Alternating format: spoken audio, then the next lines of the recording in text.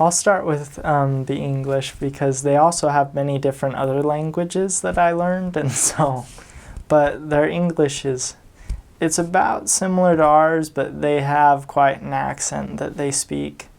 They speak very slow. I remember many times I'd be sitting there with them and I'd be teaching them and I'd be talking slow, but I'd start talking and the people would be teaching would be like, huh? And they'd look at my companion and be like, brother, this boy right here, he don't know what he say. Every time I hear him, he just say, shwee, shwee, shwee. And I'd be like, what? And I'd just be like, you can't understand me? And they'd be like, no. And so I'd have to dumb it down and just be like, hi, me Landon, or me Elder Vernon, Gospel of Jesus Christ, this be how it be. And you just have to use very simple words to kind of explain it to them. But most of the time they were not very interested in listening to you speak in English because they're very proud of their languages. In Ghana they have 58 languages throughout the country.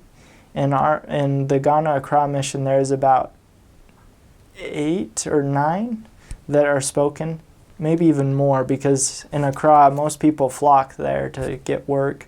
So you have people all from over the country. So they have 58 different languages. I spoke a little bit of 7 of them, about 7 or 6. I spoke a language called Twi, which is the most popular in Ghana.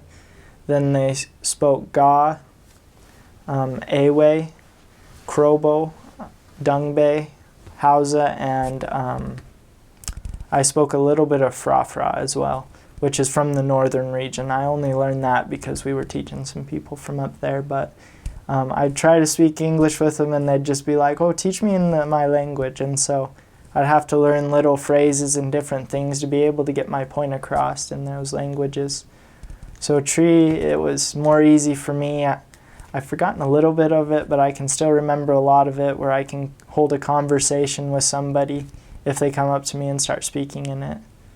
Like a sample word would be like, how are you? They say edisen, and then to reply, to say I'm fine, you'd say eya, or they'd say niami adam, by God's grace.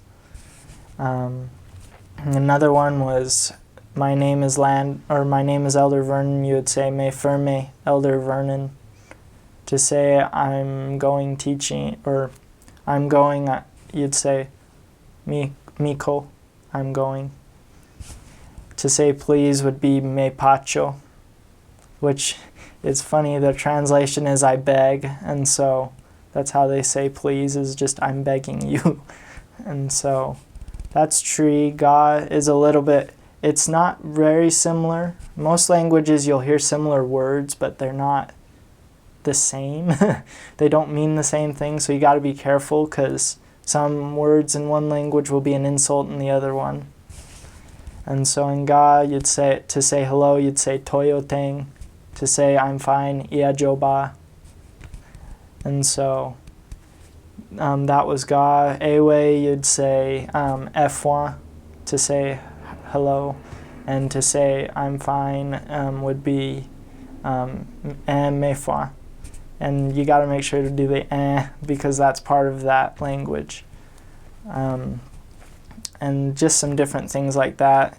Krobo was Inya Semenyalo, and they'd say Inya Semenya. In Dungbe it was the same thing, Inya Semenyalo, but to reply you'd say Papa E. And so it's just all sort of mixed in there. So it was something that helped to learn all that, but at the same time it was a little confusing at times, being switched from place to place. But they're very tribal people, and so every area I had, it was like there was a different tribe with a different language, and so I'd just have to pick up on it as I went, and I'd ask them how they said different things, and so they'd teach me, I'd write it down or something, and then would just figure it out to where we could get people. fact, that's how we could get into most people's doors, is we'd knock on their doors and they'd say, "Oh, go away, I know you are a missionary." They'd think we were Jehovah's Witnesses. And we'd say, "Oh, Ed Desen," and they'd be like, "You spoke Tree and you're a white man, come inside."